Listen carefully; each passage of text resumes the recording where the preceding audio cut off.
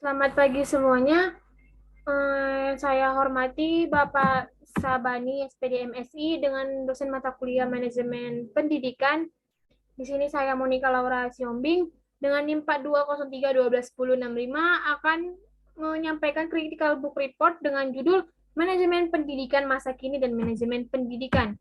Adapun yang menjadi topik saya saat ini itu yang pertama, identitas buku, ringkasan buku, kemudian pembahasan dan juga penutup.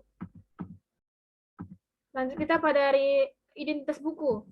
Nah, yang dimana buku pertama itu dengan judul Manajemen Pendidikan Masa Kini. Cetakan yang pertama pengarangnya yaitu Muhammad Arifin MPD, Dr. Alfrianto MPD, penerbit Supres, kota terbitnya Medan, tahun terbit 2017, ISBN 9786026997692. Kemudian pada buku kedua dengan judul Manajemen Pendidikan, pengarang Muhibbuddin Abdul Muid, penerbit Cevi Pengging Mangkunegaran, kota terbit Jawa Tengah, tahun terbit 2013, ISBN 978 602 1543 Ringkasan pada buku yang pertama ini, di mana bab satunya itu menjelaskan manajemen dan definisi manajemen pendidikan. Yang dimana bahwa seorang ahli James A.F. Stoner itu menjelaskan bahwa manajemen itu proses peranan pengorganisasian dan penggunaan sumber daya organisasi agar mencapai tujuan organisasi yang telah ditetapkan. Maka manajemen pendidikan sendiri dapat didefinisikan sebagai seni dan ilmu mengelola sumber daya pendidikan untuk mewujudkan suasana belajar dan proses pembelajaran agar peserta didik secara aktif mengembangkan potensi dirinya untuk memiliki kekuatan spiritual keagamaan, pengendalian diri, kepribadian, kecerdasan, akhlak mulia, serta keterampilan yang diperlukan di masyarakat, bangsa, dan juga di negara. Lanjut pada bab 2 itu menjelaskan manajemen peserta didik. Bahwa manajemen peserta didik itu pengaturan serta penataan terhadap kegiatan berkaitan dengan peserta didik. Dalam pelaksanaan manajemen peserta didik ini, pendapat sejumlah ahli mengatakan bahwa diantaranya terkait analisis kebutuhan siswa dalam implementasinya. Itu disebut juga dengan penerimaan siswa baru atau PSB, atau juga kita sering mendengar dengan sebutan penerimaan peserta didik baru dengan singkatannya PPDB. Lanjut pada bab 3 itu manajemen kurikulum dan pengajaran. Di sini menjelaskan seorang alim bahwa dia mengatakan kurikulum itu program belajar yang diharapkan dimiliki siswa di bawah tanggung jawab sekolah dalam rangka untuk mencapai tujuan belajar. Dengan strukturnya itu terdiri dari sejumlah mata pelajaran, beban belajar, dan juga kalender pendidikan. Dan juga ada seorang alim mengatakan PROMES, itu program semester, salah satu bagian dari program pembelajaran yang memuat alokasi waktu untuk setiap topik, satu bahasan pada setiap semesternya.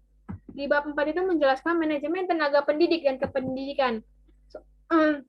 Bahwa seorang alim menyebutkan bahwa itu ialah aktivitas harus dilakukan mulai dari tenaga pendidik dan kependidikan itu masuk ke dalam organisasi pendidikan sampai akhirnya berhenti melalui proses perencanaan SDM, perekrutan, seleksi, penempatan, pemberian kompensasi, penghargaan, pendidikan dan latihan, dan juga pemberhentian. Pada bab 5 itu menjelaskan manajemen sarana dan prasarana.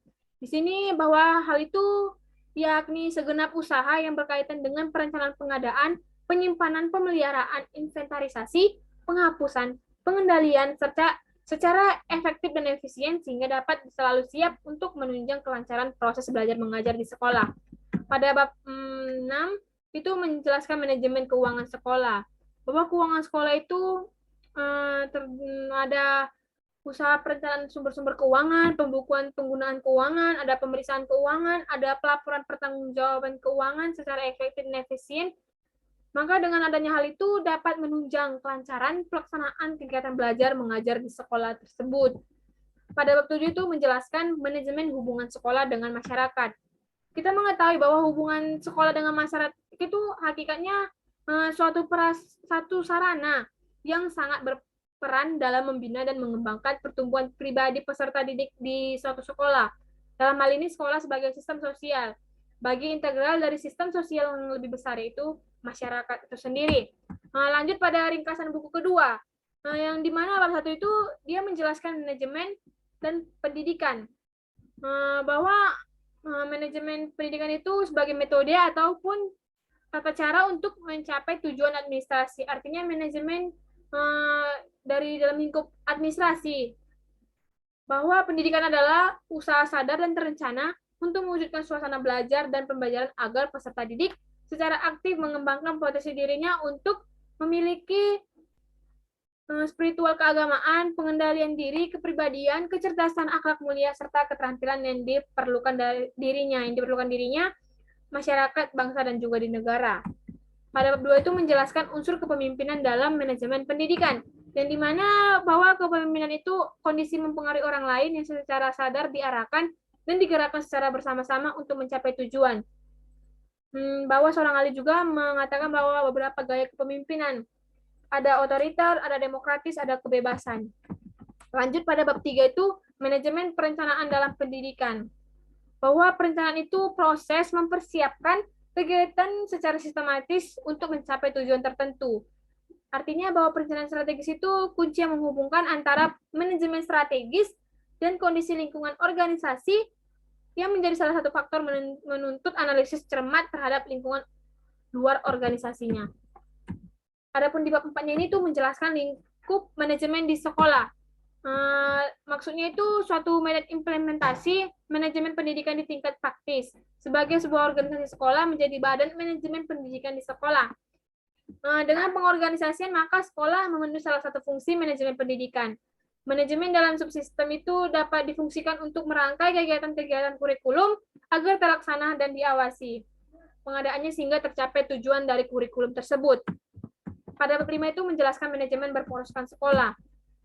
Artinya itu yang dimana bahwa berbasis sekolah itu suatu ide di mana kekuasaan pengambil keputusan berkaitan dengan pendidikan yang diletakkan pada tempat yang paling dekat.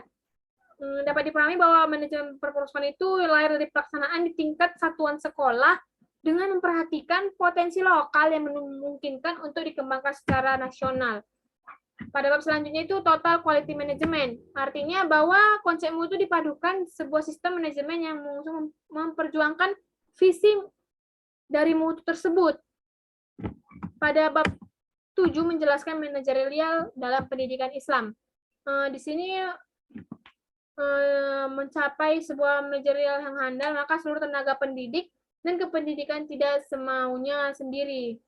Maka mereka harus memiliki komitmen tinggi menciptakan situasi dan hasil pembelajaran dengan mengutamakan mutu tersebut, sehingga pembelajaran bisa efisien, efektif, dan juga sungguh-sungguh. Pada bab 8 itu menjelaskan supervisi pendidikan. Kita mengetahui bahwa supervisi pendidikan itu merangkai berbagai potensi guru dengan pujian, dengan kata-kata yang luas, dan juga memperbaiki kelemahan serta kekurangan tanpa adanya tendensi merendahkan, menjatuhkan guru itu sendiri. Pada bab 9 itu menjelaskan manajemen kewirausahaan pendidikan, di mana ini mengacu pada pendapat seorang ahli, maka yang dimaksud dengan kewirausahaan itu semangat wirausaha bidang pendidikan yang dimiliki oleh tenaga pendidik dan kependidikan dalam manajemen kependidikannya. Lanjut pada bab terakhir itu manajemen penelitian tindakan kelas. Penelitian tindakan kelas itu bentuk refleksi diri pada lingkup sosial pendidikan di dalam sebuah kelas yang dilakukan oleh para guru, siswa ataupun sekolah untuk memperbaiki rasionalitas, kebenaran, dan juga pengembangan ilmu sosial. Pada pembahasan kita lanjut, di mana ada kelebihannya dari segi cover dari menari dan dilihat tahun terbitnya juga udah ada. Buku ini merupakan cetakan terbaru. Dari segi isi bukunya memiliki banyak pengertian dari beberapa pendapat ahli, lebih banyak membahas materi dilengkapi dengan identitas sehingga tidak menyulitkan pembaca jika pembaca tersebut melakukan meresensi suatu buku. Kemudian banyak juga dijelaskan mengenai kasus dan permasalahan nyata yang terjadi di dunia manajemen pendidikan dan juga diberikan solusi-solusi dalam buku tersebut. Kemudian pada buku kedua itu EID-nya yang disempurnakan sudah sesuai. Dalam isi bukunya pun banyak pengertian dari masing-masing pendapat ahli, sehingga cukup jelas untuk dipahami pembaca, dan disajikan dengan penjelasan yang jelas, terstruktur, serta memiliki gaya penjelasan yang singkat, namun menyeluruh. Lanjut kepada kekurangannya, pada buku pertama itu, kita mengetahui bahwa tampilan juga tidak memiliki kekurangan. Sudah jelas bahwa sudah ada dalam tampilan itu ada judulnya, ada pengarangnya, baru dari layout juga sudah pas, Dari segi isi bukunya terdapat pengulangan informasi, seringkali terjadi sehingga kita membacanya berulang kali. Terdapat juga kata-kata yang menggunakan istilah sehingga sulit untuk dimengerti. Pada buku kedua itu tidak tersusun secara sistematis dan juga tidak tercantum sumber data dalam pengutipannya. Mungkin yang dapat saya sampaikan itu, adapun kesimpulan yang saya berikan dari kedua buku tersebut, kesimpulannya terutama bagi mahasiswa yang sekarang berada dalam fakultas keguruan, buku ini bisa dijadikan sebagai acuan atau pedoman dalam proses pembelajaran, dan buku ini bisa dikatakan sebagai komunikasi antara pendidik dan juga peserta didik, sehingga proses pembelajaran tersebut bisa berjalan sesuai dengan tujuan pembelajaran yang ingin dicapai, supaya setiap kebutuhan pendidik itu atau peserta didik dapat dipenuhi. Yang seperti sudah dijelaskan pada buku pertama itu, bagaimana proses pembelajaran yang baik, tepat waktu, sesuai dengan perkembangannya pembelajaran yang seiring dengan berjalannya waktu. Sekian yang dapat saya sampaikan, lebih dan kurang saya mohon maaf. Selamat pagi.